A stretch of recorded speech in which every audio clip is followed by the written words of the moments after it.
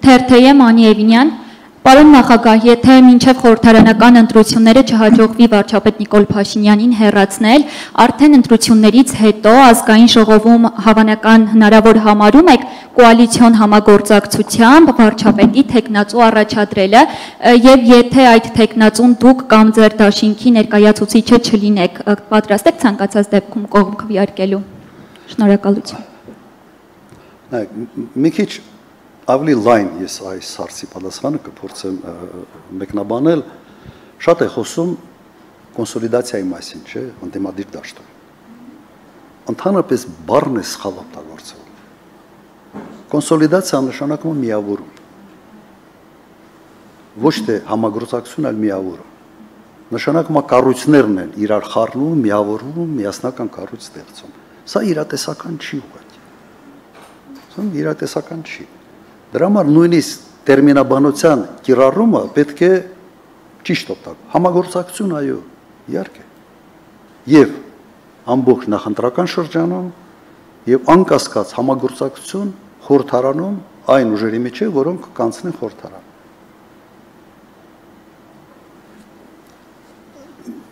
Մեկ գիտեք, իմ մասին բանա, չէ, տարածվում բանա, այս ավտորիտար եւ այլ, այդպիսի խոսույթ կա։ Եվ օրինակ Factor TV-ն այդ խոսույթի հիմնական դրոշակատիրն է, ինչը նորմալ է, բայց մի հատ փորձենք նայել առաջի կոալիցիոն կառավարությունը երբ է ձևավորվել Հայաստանում, ում նախագահության օրոք։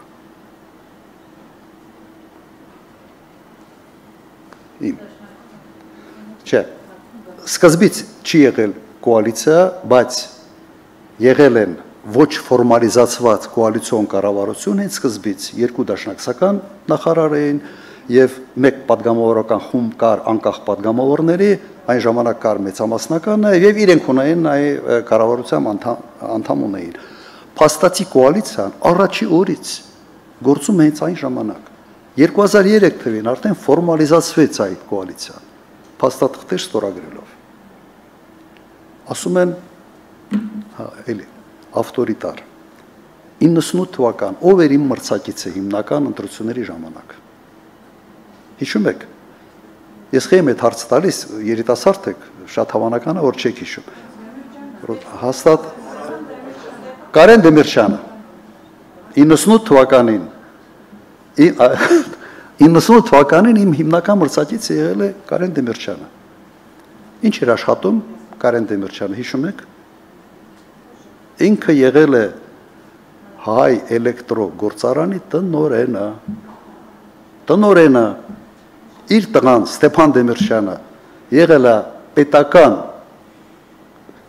սեփականություն հանդիսացող Մարս գործարանի տնօրենը։ Կարեն Դեմիրճյանի շտաբի կեսը եղել են այսպես կոչված այն ժամանակ այդ տերմինաբանությունը կար կարմիր տնօրեններ,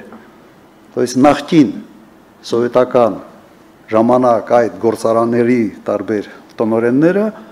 որոնց մեծ մասը սեփականաշնորհել են այդ գործարանները վաուչերներով 93, 4, 5 թվականներին։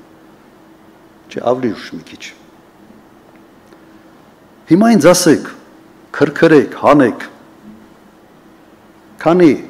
հարկային դեսանտ է իջեցվել Հայ էլեկտրոյում կամ Մարս գործարանում, քանի մարդ է այն ժամանակ այդ կարմիր տնօրեններից ձերբակալվել, կանչվել, ահաբեկվել, 0։ Ինչ այդքանը չէինք ֆայմում, կամ կարծում եք, թե մենք չէինք հասկանում, որ ինչ կարգի ազդեցություն կարող ենք ունենալ, օրինակ, գործարանի տնօրենի վրա, որը վաուչերներով, օրինակ, սեփականաշնորհել է գործարան։ Չենք արել։ Եվ ընտրություններից հետո Ստեփան Դեմիրճյանը շարունակում էր աշխատել պետական սեփականություն հանդիսացող գործարանում։ Ստեղ մեկը Մոսկվայից եկել է մի բան ասել է Շմիածյանը, մի անգամից կալանավորվել է, որ ստեղ հետ կապ չունի Սամվել Կարապետյանը, բայց ես ձեզ շատ կոնկրետ օրինակներ եմ բերում։ Ավելին, այն ինչ որ չի արվել, հնարավորությունը կար, բայց չի արվել, հնարավորություն ա տվել Կարեն Դեմիրճյանի հետ համագործակցություն դուր ձևավորել։ Վազգեն Սարգսյան, հիշում եք, Կարեն Դեմիրճյան միասին գնացել են խորհրդարանական ընտրություններ։ Հասկանում եք, բաներ կա, որ հասկանում եմ դուք երիտասարդ եք, դա չեք հիշում, բայց երևի պետք է հիշեցնել։ Ձեր հարցին ես պատասխանը հենց սրա մեջ է։ Համագործակցությունը ձևական չի, համագործակցությունը տվյալ դեպքում անհրաժեշտություն է, նաև ապագա խորհրդարանում։ Առանց դրան այսօրվա սոցիոլոգիան ցույց է տալիս, այս պահի սոցիոլոգիան, որ հնարավոր չի։ Եվ եւս ուղղակի մեկ ակնարկ, եթե այն ժամանակ մենք փորձեինք հետապնդել Կարեն Դեմիրճյանին, կոալիցիան չի կարա ձևավորենք, որովհետեւ այնպիսի մի հարաբերությունների sense բարդույթ կձևավորվեր, որ հնարավոր չի իրար հետ բանակցել։ Բայց նրանից հետո եւ միասին հանդիպումներ էինք ունենում եւ աշխատել ենք միասին։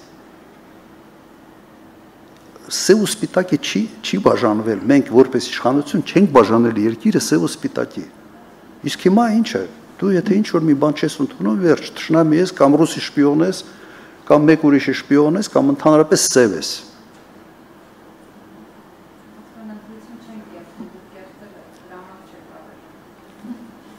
Դե հիմա ասում են, լավ, ասում են։ Լավ, նայեք, հիմա քանի որ ակնարկ եղավ, մի քիչ sense մտնեմ նաև սրա տակ։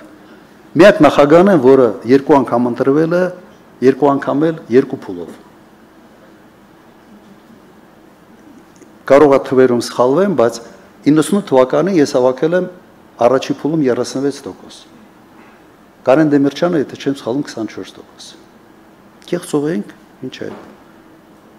Կեղծ ենք։ Այնքան ենք կեղծել, որ 36% ենք հավաքել, լավ ամոթ է, էլի։ Ու ամենից հետաքրքիրն է, որ այս իշխանությունը անընդհատ է տեզն է բանանում, էլի բրդում առաջ։ Եվ այդ տեզը շրջանառվում է, բանը ոնց որ sense ապրիորի ընդունում է, որ իհարկե կեղծել են։ Որը մեր թափը երիկել է 36%-ի չափ կեղծել, էլի, հա։ Երկրորդ անգամ 2003 թվականին 48 թե 49% եմ հավաքել առաջի փուլում։ Այդ 2%-ն էր, հա, այս բան խանգարողը։ Սենց պրոֆեսիոնալ կեղծողներ ենք, 2% չձգեցինք։ Լավ, այդ հեքիաթները թող գնան ուրիշ տեղեր պատմեն։ Ու իմ առաջարկը նաև դիմումը ձեզ այս սենց անհիմն այդ բաների տարածման ողջի չզբաղվել։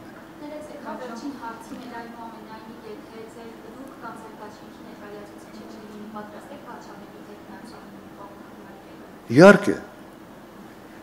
նայեք, կա շատ հստակ բանաձև, հասկանալի բանաձև, այն ուժը, որը հավաքում է առավելագույն ձայները, առաջարկում է վարչապետի թեկնածու։ Իհարկե, ոչ թե պատրաստ ենք, միգուցե ինչ որտեղ ուրախ կլինեմ, որովհետև